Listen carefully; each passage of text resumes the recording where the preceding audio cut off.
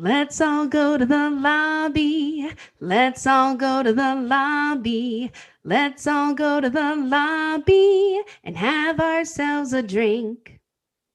All right, and with Michaela singing, that means we are back in the lobby bar for the week of April the 7th, 2025. Brian and Michaela here with you. And Michaela, we are into it now, I guess. Spring has sprung. We talked about the pollen last week, but now we're into our full-on like spring storms. April showers bring May flowers. That's what they say.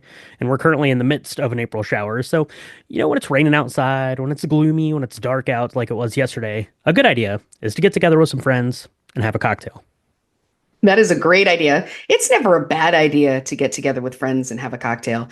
That's probably I, true. I mean, I mean, I can't think of a time where it's like, no, please don't ply me with alcohol or to have me tell my friends how much I love them. But that's just me. And I have to say, look, it is kind of gross outside here in the Carolinas. It's either covered with pollen or it's torrentially pouring down rain. Right now, it's kind of one or the other. But I brightened things up by creating a drink for some friends that came over yesterday. And I call it the Raspberry Cream Fizz.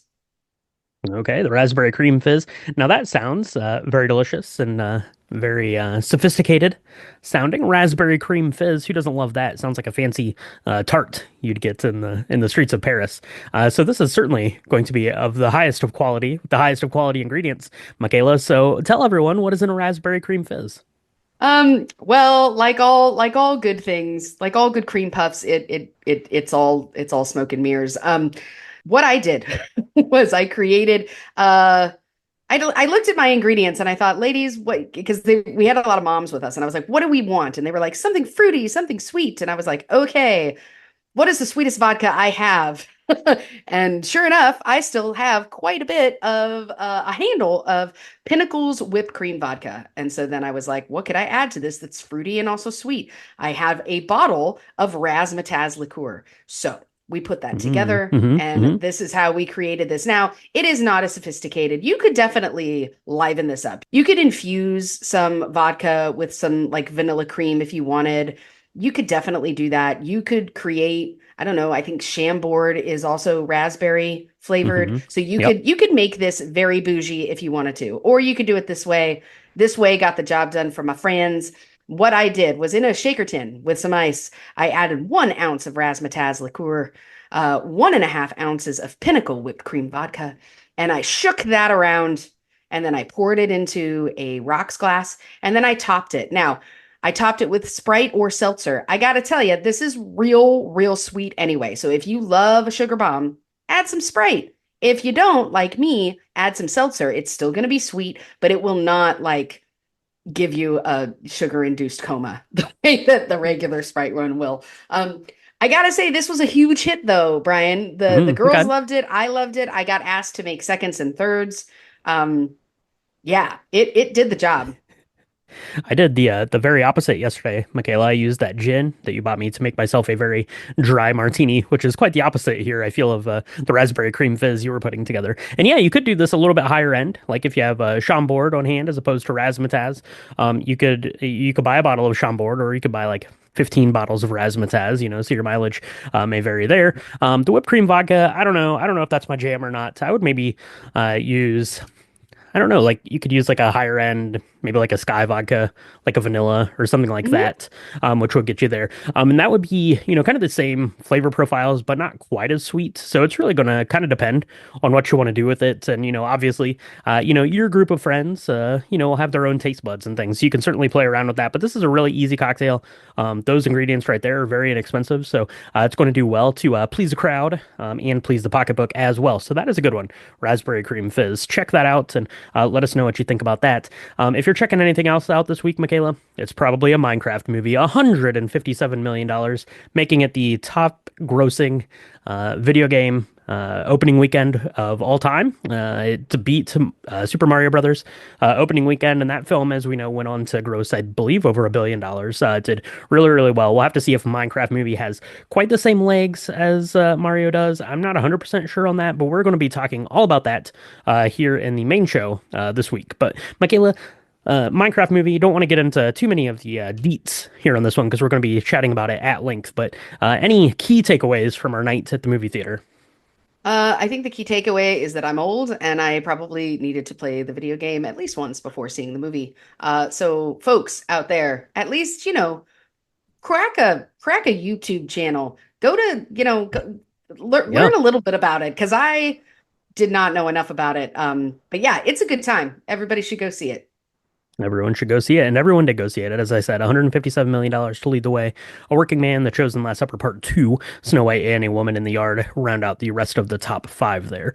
We've got a couple of things coming out, though, Michaela, I wanted to talk about. Let's start with the TV things here first. We've got Paddington in Peru. If you didn't make it out to see that, that is going to be available on video on demand. And we have a documentary on Netflix. It is called Gone Girls, the Long Island serial killer documentary, which actually I watched all of. My wife and I did as it came out late last week. This one was pretty good. It's a story that I'm fairly familiar with. There have been a lot of documentaries about the Long Island serial killer, but this one was nice because it focused more kind of on the girls here, Mhm. that fell prey to the serial killer. So have you seen that? Have you heard about that? You're a true Yeah. crime buff, so obviously you're familiar with the Long Island serial killer, but have you seen this documentary yet? Yes, I actually was so excited to hear you that you'd watched it because I'm in the middle of it now, and I, you know, agree with you. I think this one very much focuses on the people that this happened to, which is great, instead of kind of on the serial killer themselves, and like the crime bits of it. I mean, it's hard when you've got the subject matter is so dark and grisly to try and like pay homage and also get like the severity of the details out in a humane way. So I'm loving it, but I feel like I thought I had almost watched it already because there have been a few documentaries around this. Hmm. So this is the one that came out this week. That's the one I recommend. We can talk someday about the other ones that I hated because they did the opposite of what they should do. But anyway, yeah, I am really excited to finish it. Absolutely. So you've got those on your TV screens. If you want to go out to the movie theater this week and not see a Minecraft movie, or maybe you're old like Michaela and I and don't understand the Minecraft of it all quite that well, you can go see Warfare, which is a film. It's being directed by Alex Garland and Ray Mendoza. Alex Garland is the Academy Award winner there from Ex Machina, right? There, and Yes. the writer of 28 Days Later and the forthcoming 28 Years Later. So you can go check that out. I don't know if you've heard about that. I haven't seen any like previews for it or anything, but I've seen that it is coming. But one I have seen previews for is The Amateur. It looks like this CIA thriller. Revenge kind of a thing. It stars Rami Malek, John Bernthal here in this one. That one looks pretty good, and I think we might be heading out to see that one next week after it releases to theaters. So, what about The Amateur or Warfare, Michaela? Either of those strike your fancy? I'm excited to see The Amateur. I love Rami Malek and I love Rachel Brosnahan, who's in it for a split second. Warfare, never heard of. But look, Ex Machina, one of my all-time kind of favorite um, films that I've only seen once and it still haunts me. There are still like moments in the film that still play in my mind. It's so I'm really excited to see what Warfare is about. It's probably going to be one that I'm going to try and watch up in my theater so I can, really get into it because I don't know how long it's going to be in the theaters. We'll see how it does because I haven't heard of it. They're not running a lot of press on it, so I don't know if they're, I don't know what their expectation is for theater stage, but Yeah, absolutely, absolutely. So that's what we have coming out. If you wanted to check in on the podcast, last week we talked about, speaking of serial killers, we covered Zodiac. That was a really good conversation there about that David Fincher films. That mm, was a good time. And next week we have, as I mentioned, Minecraft movie is coming everyone's way. If you need some bonus drink the movies in your life, and who doesn't, you can go to patreon.com/drink the movies. You can find our bonus episodes there. We released Black Bag a couple of weeks back. We did our hangout for last month, and we'll be scheduling that again soon. Other bonus content hopefully coming everyone's way as some new movies start to release here, and we get into the summer blockbuster window. Michaela, we're going to be at the movie theater every week for like the next 6 months for sure, because this year is looking absolutely packed every time we go to the theater. So, with that, let's go ahead. You mix up yourself another Raspberry Cream Fizz. I'm going to drink a glass of water, and then we'll talk to everyone next time in the lobby bar.